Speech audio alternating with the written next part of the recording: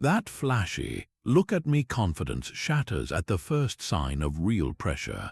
Authentic confidence is something else entirely, a quiet strength that remains unshaken when everything falls apart. This is not a personality trait you are born with, but a skill you can build. An ancient philosophy called Stoicism provides the exact blueprint for forging this inner resilience. We are about to journey through 25 powerful Stoic reflections designed to construct that very foundation within you. By the end, you will possess a practical toolkit to cultivate a confidence rooted not in ego, but in unwavering self-command. We will explore how embracing your own mortality can erase social anxiety, and why loving your fate is the ultimate act of personal power. What single idea do you believe is the true source of unshakable confidence? The single most liberating idea you will ever embrace is knowing what is truly yours to command.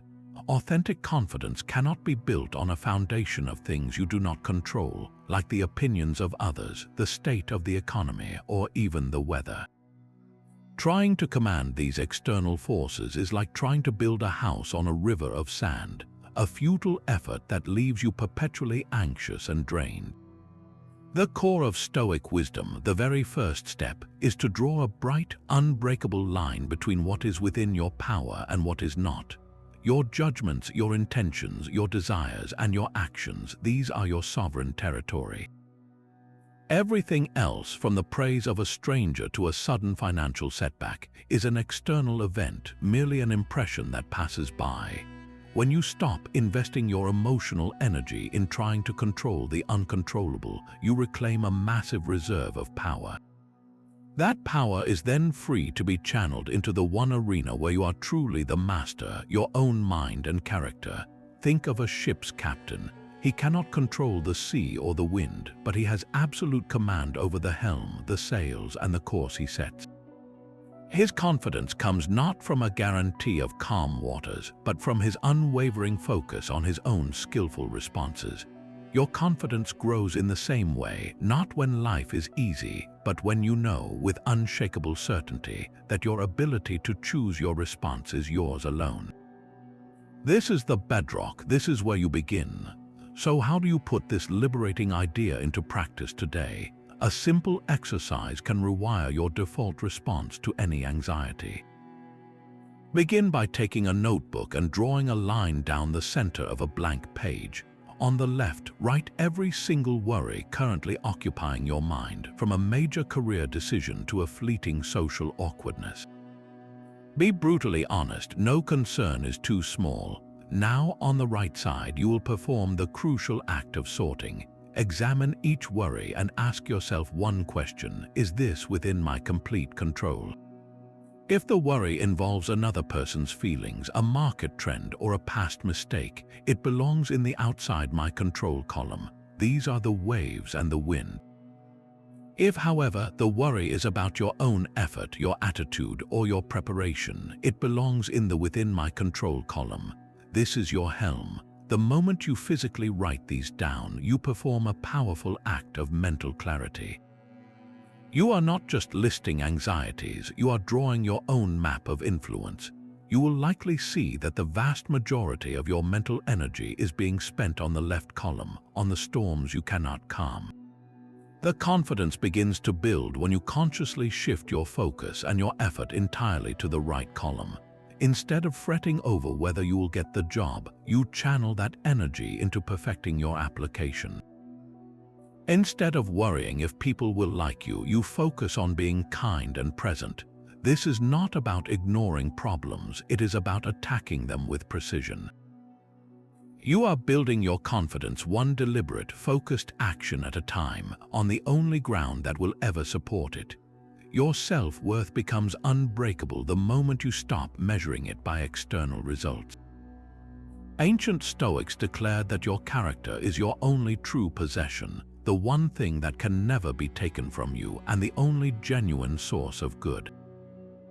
Think about everything else we typically chase for validation: a promotion, social status, financial wealth. These are not inherently bad, but they are fragile. They exist outside of your direct command, subject to the whims of fortune. Basing your confidence on them is like building your home on a cliff edge, constantly at risk of crumbling into the sea. A virtuous character, however, is built on the solid ground of your own choices.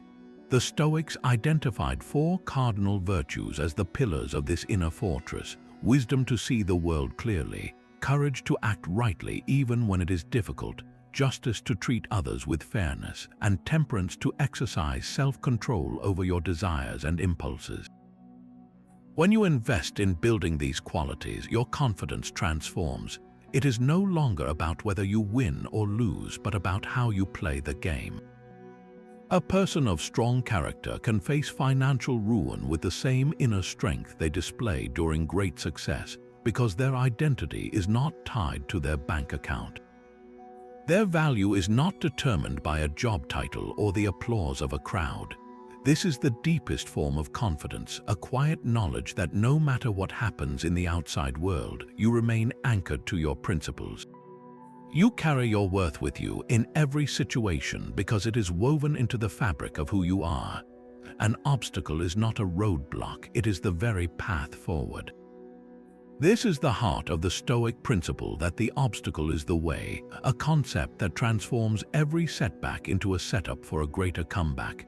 The Roman Emperor Marcus Aurelius lived this truth daily. His reign was not one of peaceful luxury, but a relentless barrage of invasions, a devastating plague that killed millions, and constant political betrayal. He could have easily crumbled under the weight of these crises, yet he did the opposite. In the midst of this chaos, he wrote his personal journal, now known as Meditations, turning his greatest external trials into an internal training ground for virtue. He did not see the Germanic tribes as merely enemies to be defeated, but as opportunities to practice courage and strategic patience. He did not view the plague as a meaningless tragedy, but as a chance to exercise justice in caring for the sick and temperance in his own fear. Every single problem was reframed as a question, not "why is this happening to me?" but "how can I use this to become stronger, wiser, more resilient?" This is the alchemy of authentic confidence. It is not built by avoiding difficulty, but by engaging with it directly and extracting its hidden value. When you start to see a difficult coworker as a chance to practice patience, or a financial pinch as a lesson in resourcefulness, you stop being a victim of your circumstances. You become an active participant in your own growth. Your confidence surges because you no longer dread challenges. You begin to recognize them as the exact exercises you need to build the mental muscle you desire. The struggle is no longer a sign that something is wrong. It is the signal that you are exactly where you need to be, on the path to becoming someone who cannot be shaken. Death is the one appointment we all share, a truth that can either paralyze you with dread or become your greatest source of fearless clarity. Stoics did not shy away from this reality. They actively practiced memento mori, a Latin phrase meaning "remember you must die." This is not a morbid obsession with the end, but a powerful tool to sharpen your focus on the quality of your life right now. When you genuinely hold the finiteness of your time in mind, the trivial anxieties that dominate so many days simply lose their power. That fear of embarrassment in a meeting, the worry over a minor critique, the hesitation to pursue a dream because someone might disapprove, these concerns wither under the light of your own mortality. They are exposed for what they are, temporary noises that have no real authority over a life that is precious and limited. This reflection builds a profound and authentic confidence because it forces a fundamental choice. Will you spend your fleeting days living by the judgments of others, or will you live by your own principles? Knowing the clock is ticking is not a reason for panic. It is the ultimate permission slip to live with boldness and purpose today, not in some distant, hypothetical future. The conversation you need to have, the project you want to start, the kindness you intend to show, these things cannot be postponed. Acknowledging the end gives you the courage to begin. This radical embrace of reality is the ultimate declaration of inner strength. amor fati, a love of one's fate, is the philosophy of not merely enduring what life hands you, but actively loving it, including the setbacks, the losses, and the unexpected detours. This is not passive resignation, a quiet sigh of giving up. It is the exact opposite, a dynamic and active choice to see every single event, especially the difficult ones, as necessary fuel for your growth. The Stoic philosophers and later thinkers like Nietzsche championed this idea as the pinnacle of human power. When you love your fate, you're not waiting for a perfect life to be happy and confident. You are claiming that confidence right now by deciding that whatever happens is for your ultimate benefit. Think of a blacksmith forging a sword.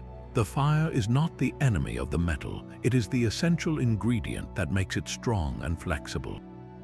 The hammer's blows are not a punishment, they are what shape it into a lethal and resilient tool. Your challenges are that fire and those hammer blows. To love your fate is to stand in the fire and say, "This is exactly what I need to become unbreakable."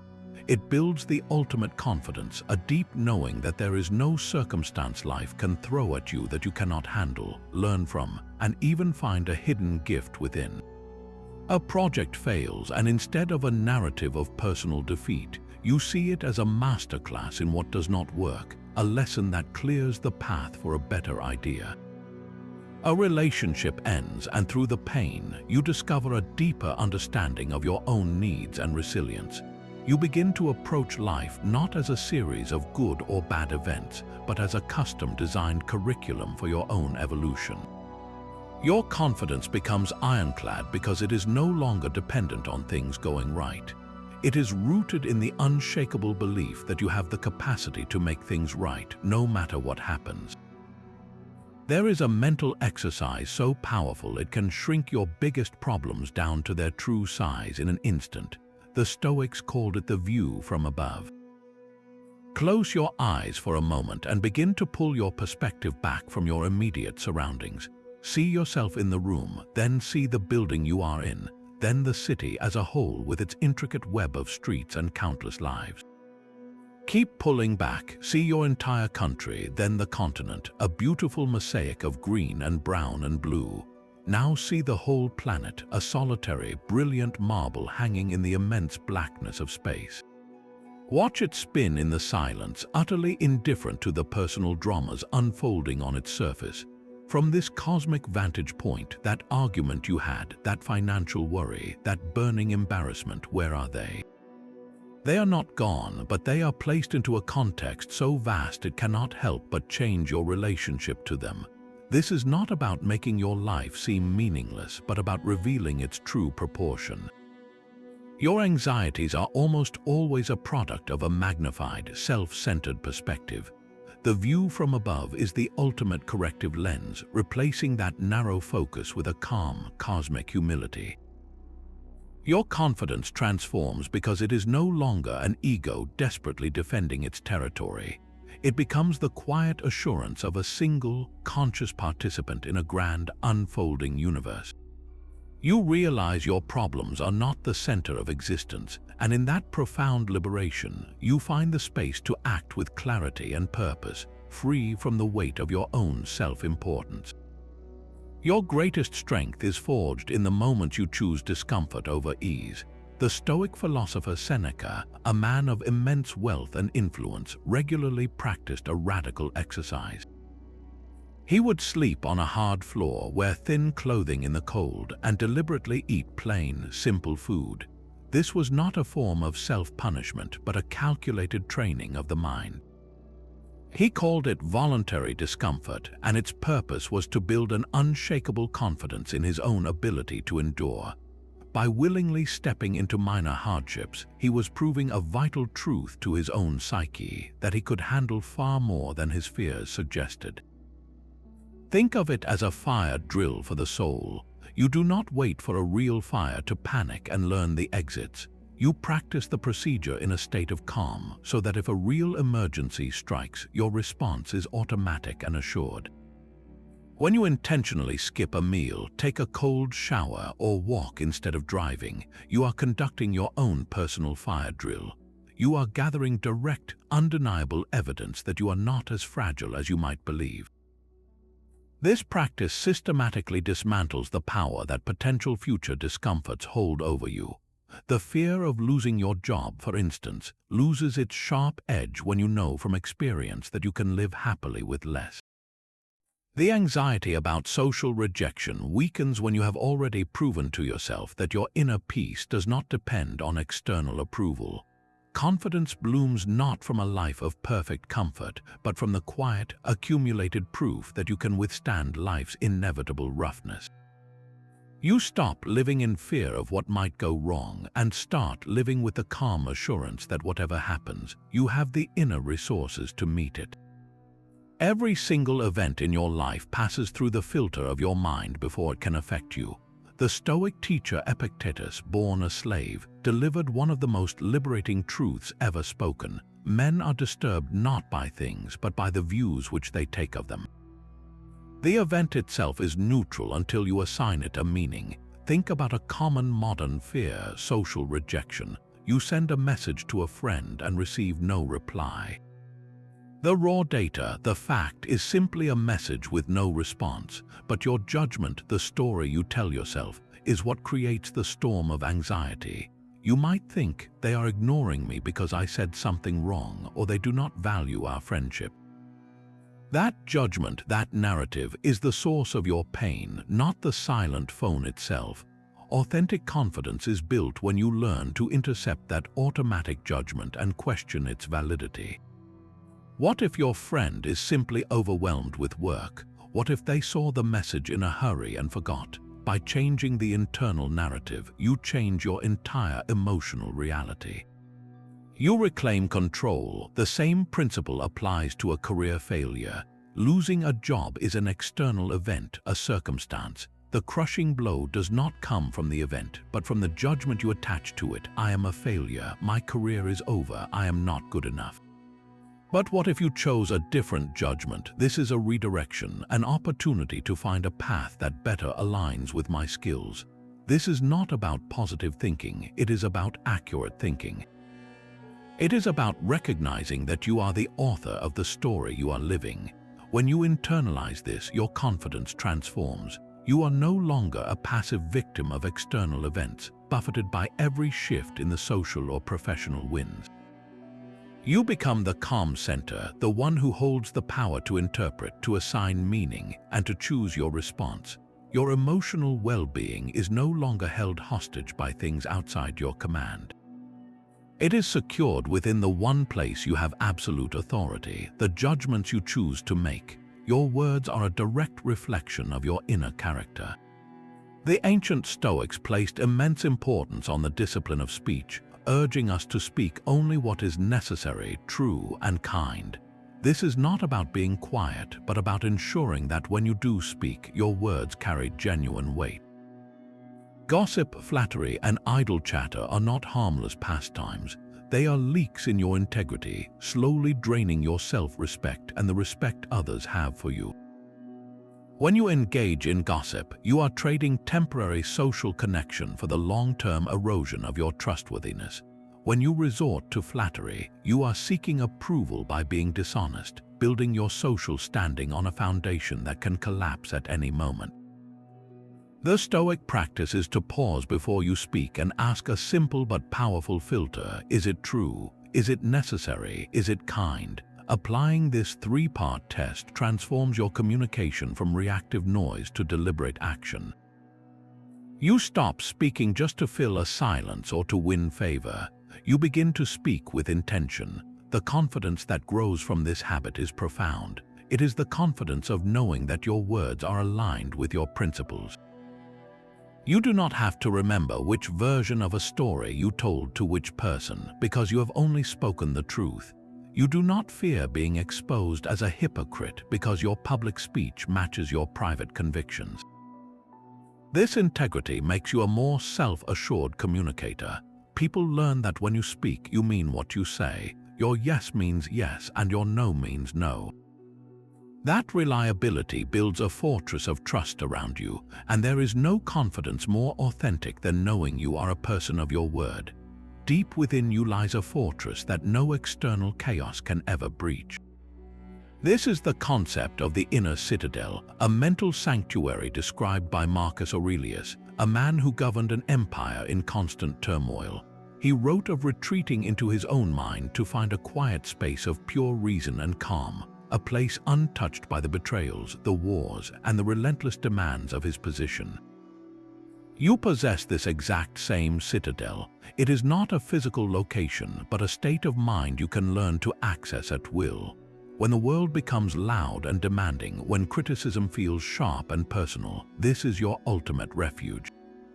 Building it begins with a simple visualization. Close your eyes just for a moment and picture a strong, silent chamber at the very center of your being.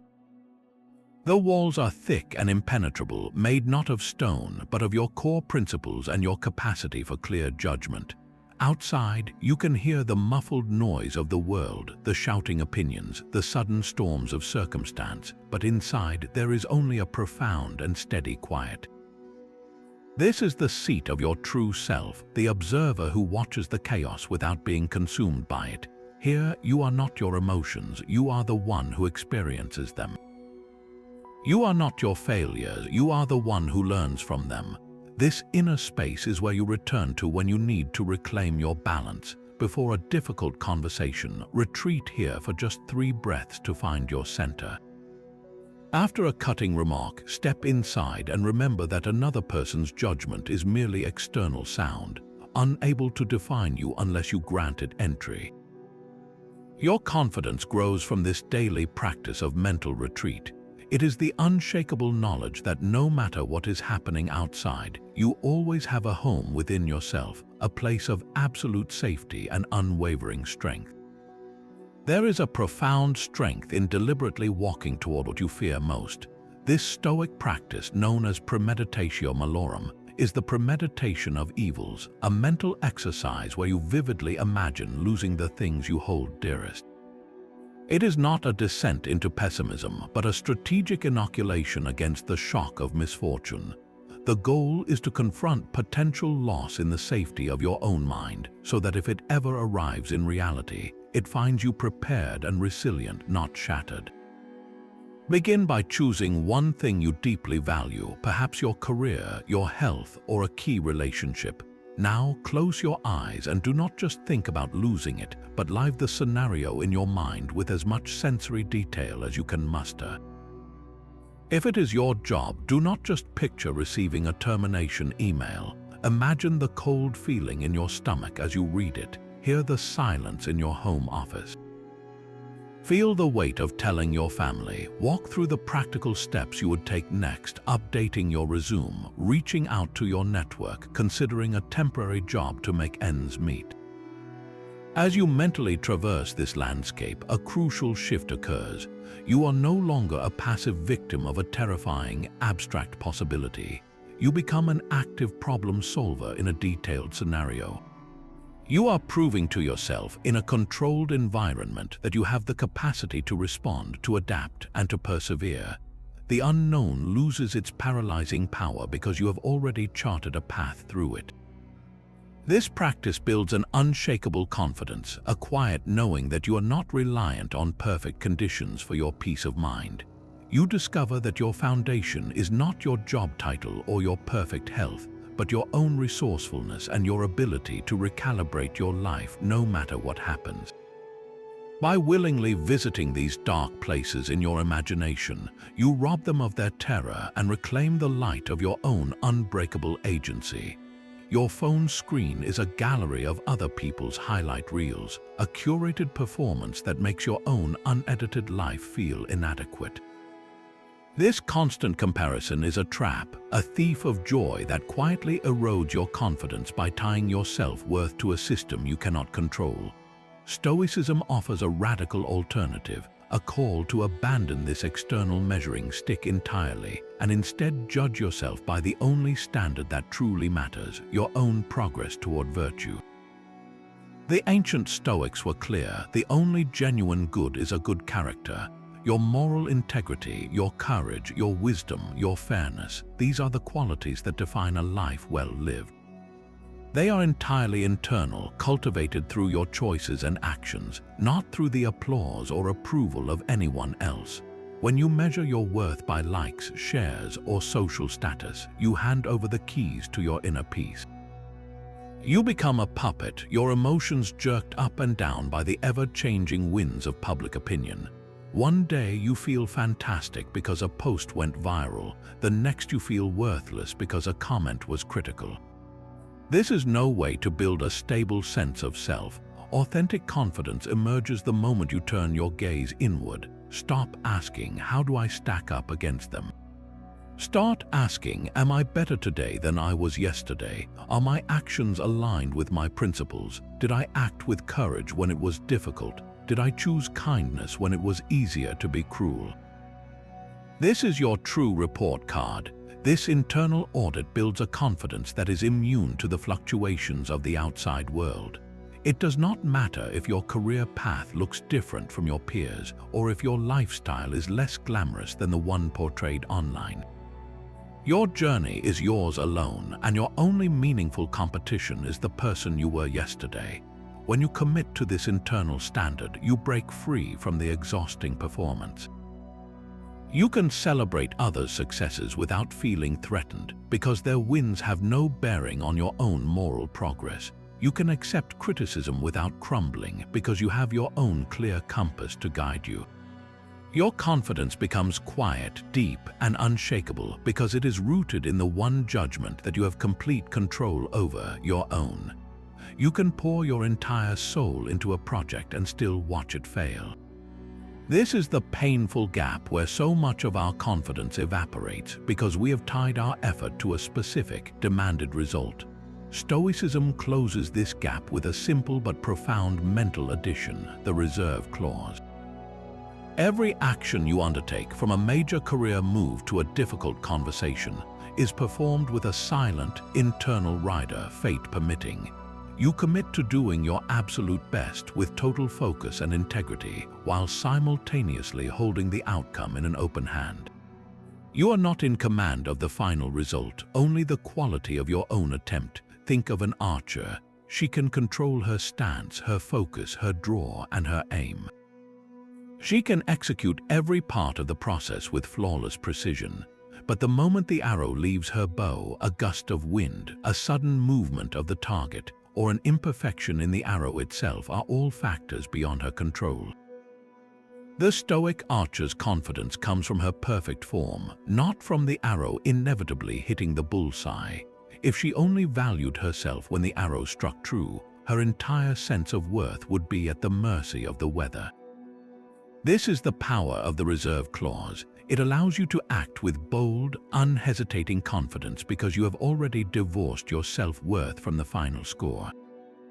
You can walk into that job interview and give a brilliant, authentic performance, not because you are guaranteed the job, but because your goal is to express your skills and character to the best of your ability. Whether they choose you or not is data, a circumstance, not a verdict on your value. This practice builds a resilient and authentic confidence that is immune to failure. When a venture does not work out, you are not left with the crushing narrative of personal inadequacy.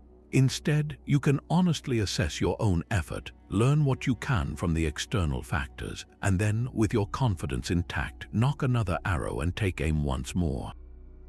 Your worth remains constant, anchored in your action, not tossed about by the ever-changing tides of result. Your confidence is not a fortress built for one, but a garden that thrives through its connection to the whole. The Stoics called this profound truth sympatheia, the understanding that we are all woven into a single, living fabric. To see yourself as an isolated individual, concerned only with your own success and comfort, is to tear a single thread from a beautiful tapestry and expect it to hold its color and strength alone. Authentic confidence blossoms from the opposite realization that your worth is expressed through your contribution to the common good. This is not about self-sacrifice, but about recognizing that your own well-being is inextricably linked to the well-being of the whole. Just as your foot does not serve the body by hoarding all the blood for itself, you do not flourish by seeking only your own advantage. Your unique talents, your capacity for reason, and your ability to act with kindness are your gifts to the human community. When you shift your focus from what you can get to what you can give, a profound change occurs. The anxiety of constantly comparing yourself to others begins to fade. The pressure to prove your individual worth dissolves. Your confidence is no longer a solitary, fragile thing you must protect, but a steady current that flows from knowing you are playing your part in something much larger than yourself.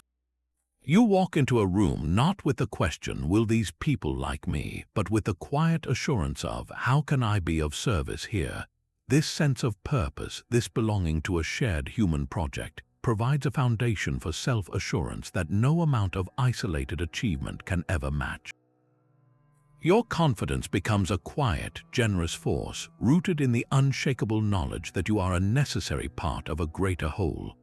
Your mind is a masterful storyteller, weaving elaborate tales of future disasters that may never come to pass. The Roman philosopher Seneca captured this perfectly when he observed that we suffer more in imagination than in reality. This anticipatory anxiety is a special kind of torment, a tax we pay on troubles that have not yet arrived and often never do. It erodes confidence by forcing you to live through a painful event a dozen times in your head, draining your emotional reserves before the real challenge even begins. The Stoic remedy is not to predict or control the future, but to anchor yourself firmly in the one moment you can ever truly experience, the present. The next time you feel that familiar dread building, that cascade of what-ifs, pause and perform a simple but powerful reality check. Ask yourself, is this thing I fear actually happening right now? Is there any direct, immediate action I can take in this very second to address it? Almost always, the answer is no. The feared event is a phantom, a story your mind is telling about a future it cannot possibly know. By repeatedly bringing your attention back to the solid ground of the present, you pull the plug on the energy fueling the anxiety. You realize you are safe in this moment, and this moment is all that ever exists. This practice builds a quiet, resilient confidence. You learn to stop borrowing trouble from a tomorrow that may look entirely different. You begin to trust that when a real challenge does appear, you will meet it with the same present moment awareness, finding the resources you need not in a panicked future fantasy, but in the calm clarity of now. While the world outside your window spins with its own unpredictable rhythm, you remain the absolute monarch of a vast and fertile inner landscape. This is your mind, your kingdom, the one territory where your authority is complete and unchallenged. Every thought that crosses your mental border, every value you hold dear, and every reaction you choose to deploy is a matter of your royal decree. Authentic confidence is not about controlling the outer world. It is about mastering this inner realm with the steady hand of a wise and unwavering ruler. Most people live as slaves in their own minds, tossed about by the temporary storms of emotion or held captive by the shifting opinions of their subjects. A passing insult from a stranger becomes a rebellion that ruins their entire day. A minor setback at work is treated as an economic collapse within their kingdom.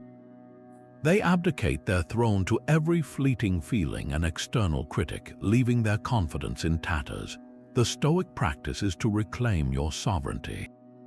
You begin by observing your thoughts not as commands you must obey, but as citizens, some wise and some foolish, who are petitioning for your attention. A feeling of anger arrives at your court. Instead of immediately declaring war, you hear its case. You ask, what is the true cause of this petition? Is this a just response to an injustice, or is it a knee-jerk reaction based on a bruised ego? You, the ruler, get to decide. The same process applies to the opinions of others. When someone offers a critique, it is merely a dispatch from a foreign land. You can accept it as valuable intelligence, file it away for later review, or dismiss it as irrelevant propaganda. The power lies entirely in your hands to grant it influence or to refuse it entry at your gates. Your confidence solidifies with every conscious choice you make from this seat of power. You are no longer a victim of your own internal chaos. You are the calm, discerning sovereign who governs with principle, not passion, and that is the most authentic power there is. There is a profound power in simply saying yes to reality as it is. Stoic acceptance is often misunderstood as a quiet surrender, a passive shrug in the face of difficulty, but this could not be further from the truth. Passive defeatism says, "This is terrible and I can do nothing about it, so I give up." It is a state of mental and emotional resignation that drains your energy and leaves you stuck. Authentic Stoic acceptance is the opposite. It is an active, clear-eyed acknowledgement of the facts on the ground. It is looking directly at the cancelled flight, the critical comment, or the sudden change of plans and stating with confidence, "This is what has happened." This is the new starting point. By courageously accepting the unchangeable facts, you are not approving of them. You are simply refusing to waste your precious energy fighting a battle that is already over. That moment of acceptance is not an end, it is a crucial beginning. It is the pivot point where you stop being a reactive victim of circumstances and become a proactive problem solver. Think of a navigator whose ship is blown off course by a storm. He does not spend his energy raging against the wind or the waves, events that are now in the past and utterly unchangeable. His acceptance is immediate and practical. The storm happened, we are here now. He calmly takes a bearing on his new location, consults his charts, and begins plotting a new course to his destination. His acceptance of the new reality is what frees his mind to focus on the constructive response. Your life operates on the same principle. When a flight is cancelled, the defeatist response is to complain, to blame the airline, to sink into frustration. The proactive, Stoic response is to accept the cancellation as a concrete fact. This flight is no longer an option. With that reality firmly accepted, your mind is now clear and your energy is redirected. You can immediately open the airline app to rebook, you can research alternative routes, or you can find a comfortable place to wait and use the time productively. The situation has not changed, but you have changed your relationship to it. You have moved from a passenger being acted upon to the pilot taking control of the response. This art of acquiescence builds authentic confidence because it proves to you again and again that you are not fragile. You can handle disruptions, you can adapt to new information, and you possess an inner flexibility that life's unpredictability cannot break.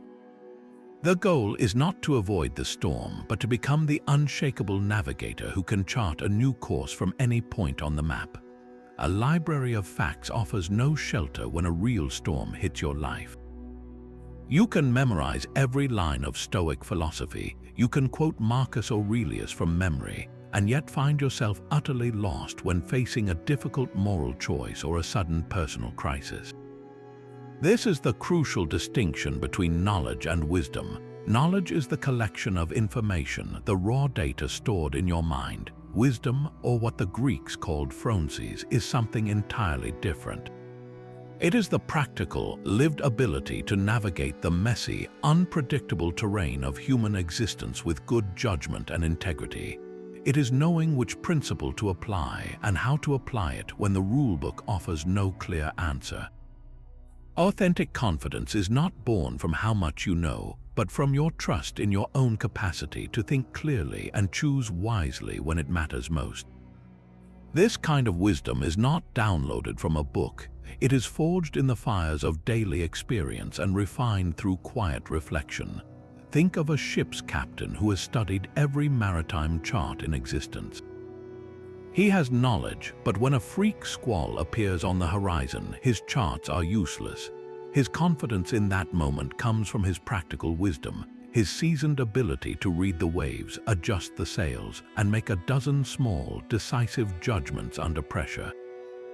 That wisdom was built through countless hours at sea, through past mistakes and hard-won successes.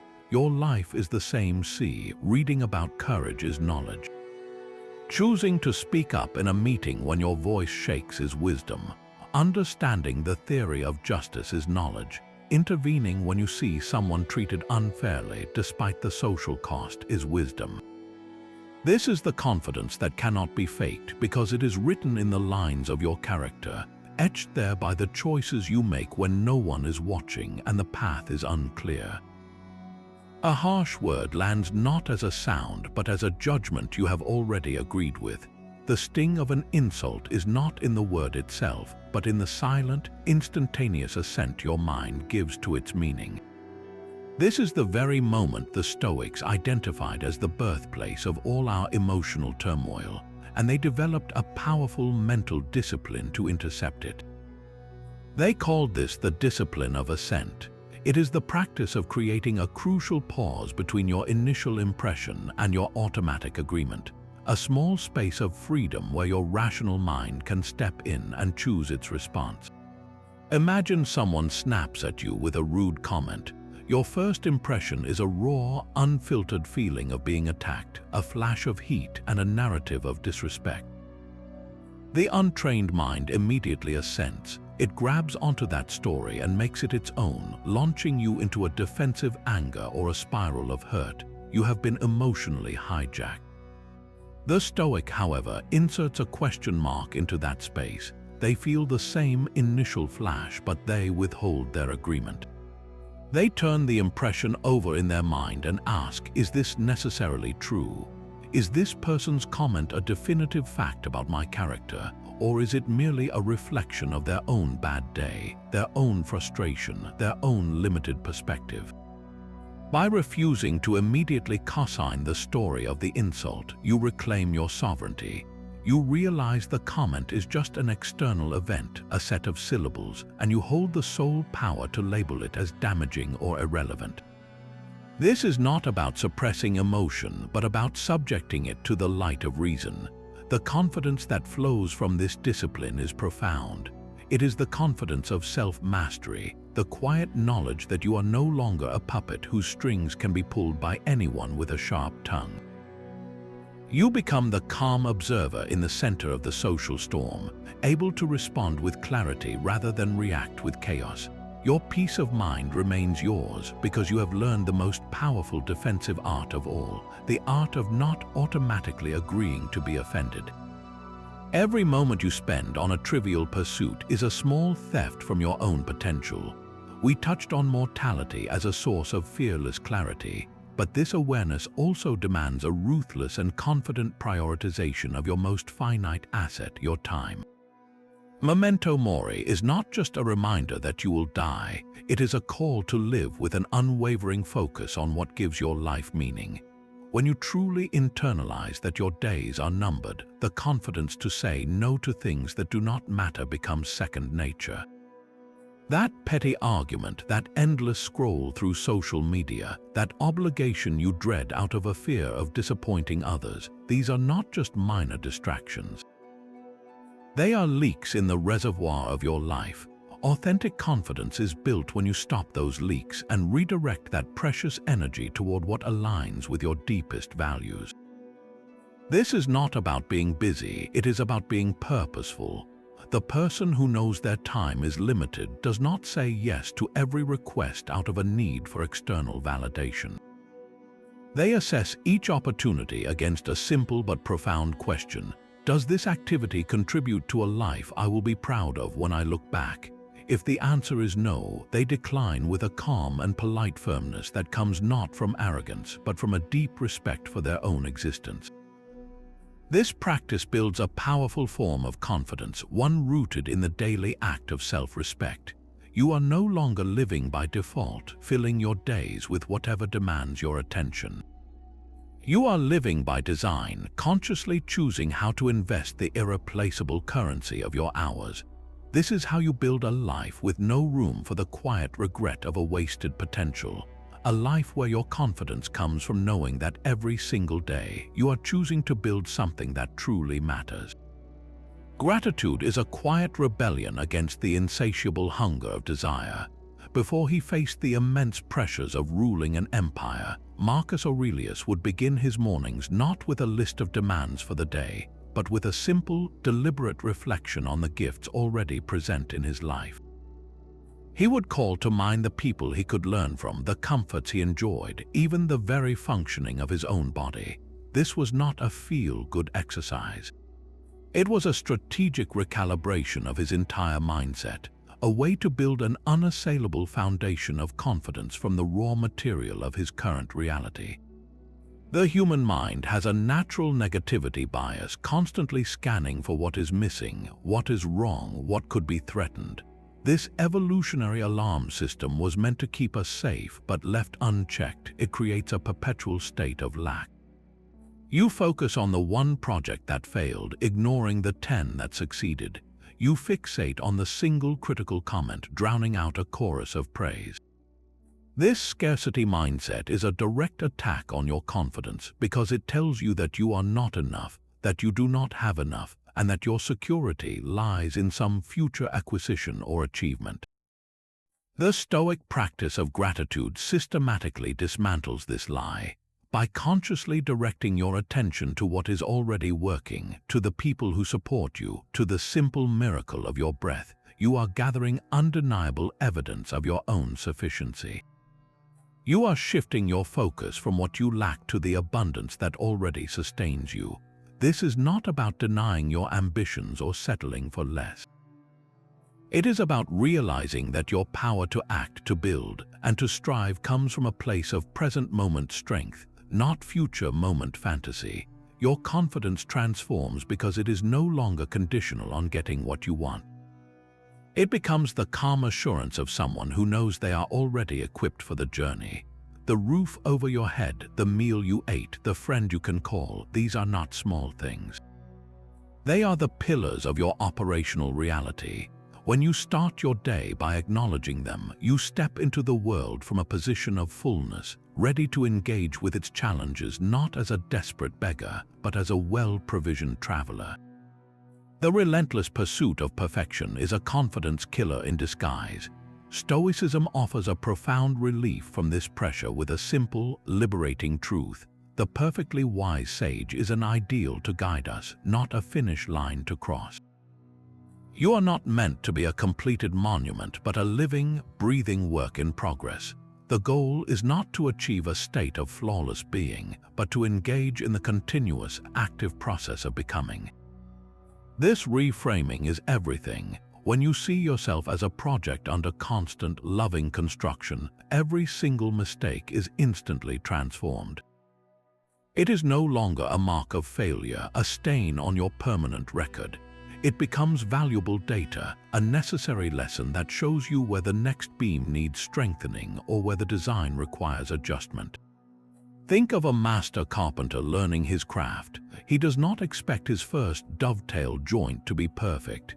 He studies the flawed attempt, learns where his chisel slipped, and applies that knowledge to the next cut. His confidence does not come from never making a mistake, but from his trust in the learning process itself. This is the confidence Stoicism builds, the quiet assurance that you are always moving forward, always gathering intelligence from your own experience. A social interaction feels awkward, and instead of a narrative of personal inadequacy, you think, I learned that I need to ask more open-ended questions. A project at work hits an unexpected snag, and you see it as a masterclass in risk management you could not have gotten any other way. This mindset removes the crushing weight of having to get everything right. It allows you to walk into any situation with the confidence of a perpetual student, curious and open, knowing that whatever the outcome, you will walk away with another piece of the puzzle. Your journey is not a test you can fail, but a curriculum you are constantly writing for yourself, one insightful lesson at a time. Reality does not stand still long enough for you to build a permanent fortress upon it. Marcus Aurelius offered a master key to this truth with a deceptively simple statement: the world is change, life is opinion. Confidence is not found in resisting this current, but in learning to flow with it. The first part, the world is change, is the objective reality you inhabit. Seasons turn, economies shift, relationships evolve, and your own body ages. Everything is in a state of perpetual motion. The second part, life is opinion, is your subjective reality, the mental map you use to navigate that shifting world. Your problems are not solid, permanent objects. They are temporary constellations of circumstances viewed through the lens of your personal judgments. Authentic confidence emerges when you hold both of these truths at once. You stop demanding that the river of reality stop flowing to suit your convenience, and you become a skilled swimmer instead. Think about a setback you once believed was catastrophic, a job loss or a painful breakup. At the time, it likely felt like a permanent stain on your life. But with the passage of time, your opinion of that event probably changed. You may now see it as a necessary redirection, a lesson that led you to a better place. The event itself was a moment of change, but your opinion of it was what created the suffering and then, later, the growth. This is the power you hold. When a sudden change arrives, like an unexpected bill or a critical piece of feedback, your initial opinion might scream, "This is a disaster," but you have the capacity to pause and consciously choose a different opinion. You can think, "This is a test of my resourcefulness," or "This is feedback I can use to improve." The circumstance itself has not changed, but your entire experience of it transforms. Your confidence becomes flexible and resilient because it is no longer tied to a rigid demand that life be a certain way. It is rooted in your trust in your own ability to reinterpret, to adapt, and to find your footing on ever-shifting ground. You are not a statue crumbling in the wind and rain, but a tree that bends, learns, and grows stronger with every season. Your guiding principles are the architecture of your character, a personal constitution you write for yourself long before the moment of crisis arrives. Without this internal code, every difficult decision becomes a confusing debate with no clear rules, leaving you swayed by the pressure of the moment or the loudest voice in the room. A Stoic code is not a complex philosophical treatise. It is a short, powerful list of the virtues that matter most to you. It might be just 3 words: courage, integrity, compassion. Or it could be a handful of clear statements: I act with fairness even when it costs me. I speak only what is true and necessary. I meet difficulty with resilience, not complaint. The act of defining these principles is an act of profound self-discovery and empowerment. You are deciding, in a state of calm reflection, who you want to be when things get hard. This becomes your unshakable source of direction. When you face a moral gray area at work, you do not have to wrestle with 1,000 conflicting thoughts. You simply consult your code. Does this action align with my principle of integrity? The answer is immediately clear. When you are tempted to take an easier, dishonest path, your code reminds you of your commitment to courage. This is not about being perfect. It is about having a fixed point to navigate by. The confidence this provides is immeasurable. You can walk into any complex situation with the quiet assurance that you have a reliable internal compass. Your decisions are no longer reactive. They are declarations of your character. You stop wondering what the right thing to do is because you have already defined it for yourself.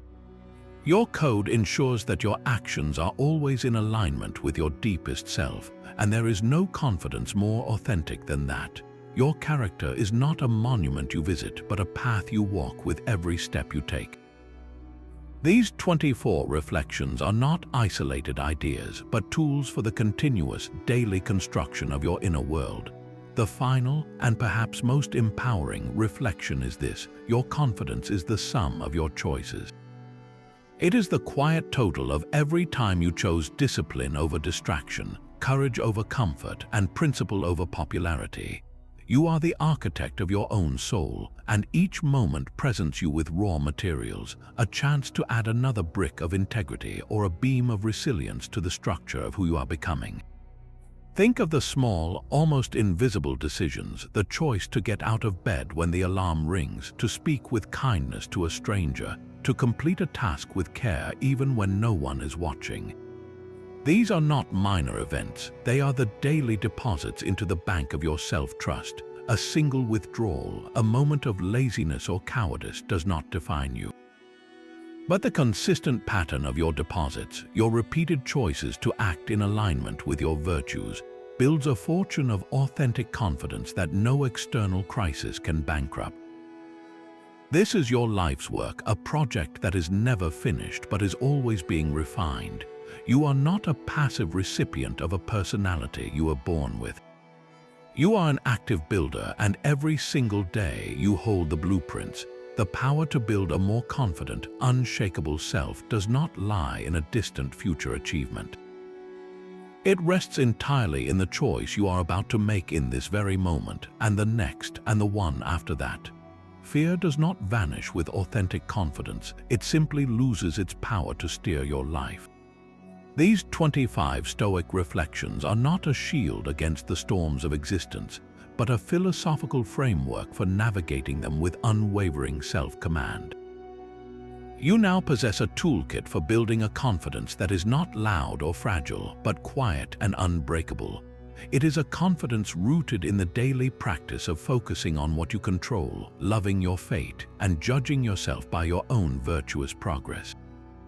This is not a destination you arrive at, but a path you choose to walk every single day.